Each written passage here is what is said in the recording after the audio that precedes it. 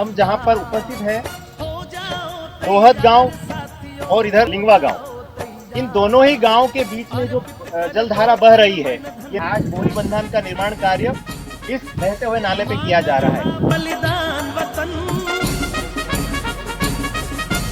अर्पित कर दो तन मन धन। ये वो सर पत्थर रखे हुए सर, इसका लेवल बराबर करने के, अगर जमीन नीचे ऊबड़ खाबड़ रहेगी सर पानी नीचे से निकल जाएगा। वो रेतीली मिट्टी और कंकड़ पत्थर वाली मिट्टी ज़्यादा उपयुक्त रहती है, उसका वजन भी ज़्यादा रहता है और बोरी बांध की मजबूती भी ज़्यादा रहती है। ये बहुत ही सुलभ तरीके से ग्रामीण स्तर पर मिल जाती है, तो बहुत ही सस्ते और सुलभ तरीके से ये बोरियां हमें उपलब्ध हो जाती है। ऐसी सीमेंट की बोरियों में हम मिट्टी डालने का काम करें तो ज़्यादा बेहतर और सस्ता और सुंदर हो सकता है। इन बोरियों में मिट्टी की मात्रा भी कम रहती है और दूसरा ये भी अच्छा रहता है कि इसको उठाने में भी आसानी रहती है। बोरी में कम मिट्टी है, उसको जमाने में भी आसानी रहेगी। बोरी को हम चाहें तो मिट्टी लगेगी इस तरह से भी बांध सकते हैं या चाहे तो बोरी को सीलने का भी काम कर सकते हैं। लेकिन बोरी बांध बनाते समय यदि इस प्रकार से सिली हुई बोरी रहेगी तो निश्चय ही इसको जमाने में आसानी रहेगी और बोरी बांध की मजबूती भी बनी रहेगी। समान रूप से रखी गई थी। अब जो बोरियां रखने का जो सिलसिला चल रहा है, यहाँ की जो बीच की गैप है, इस गैप को काटने का काम किया जा रहा है। आप ये देख सकते हैं, ये जो दोनों बोरियों की बीच की गैप है, इस गैप के ऊपर ये मिट्टी का जो बोरा है इस तरह से रखा गया है जिससे कि इसकी मजबूती बनी रहे। जिस प्रकार से हम दीवार निर्माण करते हैं, ईंटों से दीवार निर्माण करते हैं, ठीक उसी प्रकार से बोरी बंधन का निर्माण भी होता है। नाले में जीव जंतु या सर्प या बिच्छू या जितने भी प्रकार के विषैले जो जीव जानवर रहते हैं, उनका निरीक्षण पर्याप्त रूप से होना चाहिए, जिससे कि हमारे जितने भी कार्यकर्ता रहें उनको कोई खतरे की स्थिति न निर्मित हो पाए। हम लोगों को एक संतुलन बना के चलना है, मतलब ना ही हम लोगों को बहुत ही ज़्यादा तो पानी की धारा को रोकना है और तो ना ही बहुत कम। और अगर बहुत ही ज़्यादा रोक दिया तो फिर जो यहाँ पे पानी भरेगा उसका फोर्स इतना होगा कि ये तोड़ देगा। और फिर यदि एकदम ही हमने कम रखा तो उसका कोई फ़ायदा नहीं। बोरी बांध का एक हिस्सा जो पूर्वी हिस्सा है, नाले के पश्चिमी हिस्से पे बोरियां जमाने का काम किया जा रहा है। इससे यह होगा कि दोनों ही हिस्से जब मजबूत हो जाएंगे, उसको धीरे धीरे फिर जलधारा को रोका जाएगा। पहले ये वाला हिस्सा भी मजबूत बेस बनाया जाएगा, जिस प्रकार से आप देख सकते हैं ऐसा बेस इधर भी तैयार किया जाएगा और उसके बाद में उस जलधारा को रोका जाएगा। अभी आप देख रहे हैं कि जिस प्रकार से मिट्टी लाने का काम है, हम ये भी कर सकते हैं कि उस तरफ से भी मिट्टी लाने का काम कर सकते हैं और इस तरफ से भी मिट्टी लाने का काम कर सकते हैं। मिट्टी धीरे धीरे इसमें से निकल रही है क्योंकि जलधारा का प्रवाह तेज हो रहा है, इसलिए इसके ऊपर खड़ा रहना अब बेहद जरूरी है। यहाँ पर चिकनी मिट्टी भरी हुई है, तो चिकनी मिट्टी भरी हुई होने से क्या हो रहा है कि जैसे मैं चल रहा हूँ ये बोरी फूल रही है, मतलब इसमें जो मिट्टी है वो गीली हो चुकी है और अब ये फूलने का काम कर रही है, इसलिए ये बोरियों को हटाना पड़ेगा। इसकी जगह पर हम जो पथरीली और रेतीली जमीन से रेतीली मिट्टी से भरी हुई बोरियां हैं वो रखना पड़ेगी। यहाँ पर वो मिट्टी फूल चुकी है और ये फूली हुई मिट्टी को नाला तेज गति से बहा ले जाएगा, इसलिए इसका जो बेस था वो कमज़ोर हो गया। इसकी जगह हम रेत से भरी हुई बोरियां अब रख रहे हैं। इसका जो बेस था वो 6 फीट से अधिक हमने इसको चौड़ा लिया था और 6 फीट के एरिया में ये बोरियां जमाई गई थी। और नीचे जो है पत्थर के ऊपर पथरीले कंकर और उसके ऊपर मिट्टी और उसके ऊपर बोरियां जमाई गई थी और एक मजबूत आधार तैयार किया गया। ये थैली के ऊपर थैली रखने से, चूंकि ये प्लास्टिक है,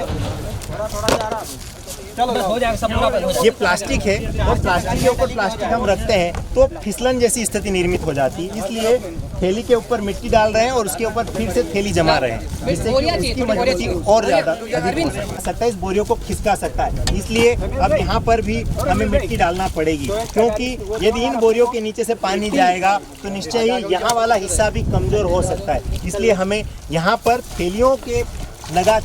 थैली लगाकर इसके ऊपर भी मिट्टी डालना बेहद ज़रूरी हो जाएगा।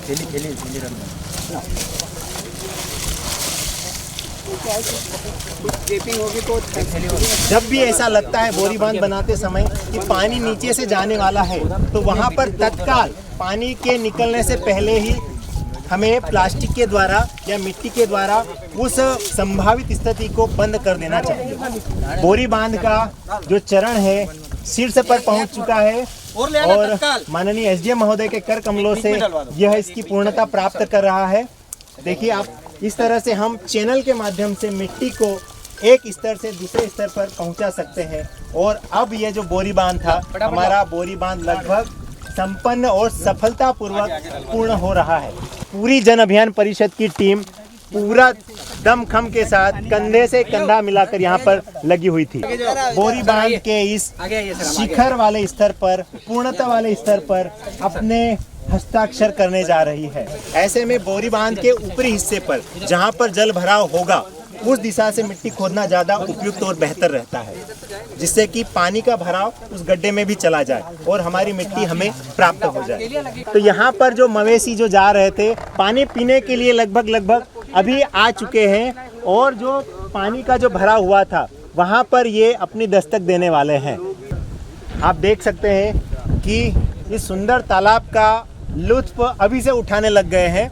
गांव के पशु और मवेशी यहाँ पर स्नान के लिए आ चुके हैं और बहुत ही जल्द ये जो तालाब है अपना विशाल स्वरूप यहाँ पर निर्माण कर लेगा। कटाव की स्थिति न हो और मिट्टी न कटे, इसलिए यहाँ पर परिस्थिति अनुसार जो भी व्यवस्था है, पत्थर भी रख सकते हैं या हमारे पास फिलहाल ऐसे वेस्टेज लकड़ी के डंठल थे उसको हमने यहाँ पर सेट किया है, जिससे कि जलधारा यहाँ पर बहे और इसे टकराते हुए मिट्टी का क्षरण न हो और पानी अपना स्थान बनाते हुए आगे निकल जाए। जहाँ पर लाखों रुपए की लागतों में तालाबों का निर्माण किया जाता है, और ऐसे में यदि छोटा सा प्रयास ग्रामीणों के सहयोग से यदि किया जाए पूरे प्रदेश में, पूरे देश भर में, तो निश्चय ही जल स्तर में सुधार होगा और नदी के किनारे रहने वाले, नालों के किनारे रहने वाले सारे खेत वाले किसान और मवेशी उस जल का पर्याप्त लाभ ले सकते हैं और नाले को पुनर्जीवित किया जा सकता है। दोहद ग्राम के हिस्से को भी पानी ने छू लिया है और इधर लिंगवा ग्राम के हिस्से को भी पानी ने छू लिया, अर्थात दोनों ही पंचायतों को पर्याप्त रूप से समान जल का फैलाव हो गया है। 3 से 4 फीट की जो जल भराव की स्थिति है यहाँ पर निर्मित हो चुकी है। अब यह जो सुंदर फैलाव है इस नाले पर 500 मीटर से अधिक, यानी हम कह सकते हैं कि एक विशाल विहंगम दृश्य निर्मित होने वाला है। निश्चय ही यदि छोटे छोटे प्रकल्प, छोटे छोटे सहयोग से, छोटे छोटे ग्राम वासियों के सहयोग से छोटे छोटे ग्रामों में इस तरह के छोटे छोटे अनूठे कार्य किए जाए तो निश्चय ही जल संरक्षण की दिशा में यह एक अनुकरणीय पहल प्रदेश स्तर पर और देश स्तर पर और पूरी देश और दुनिया में हम कर सकते हैं। सोचने का समय गया, उठो लिखो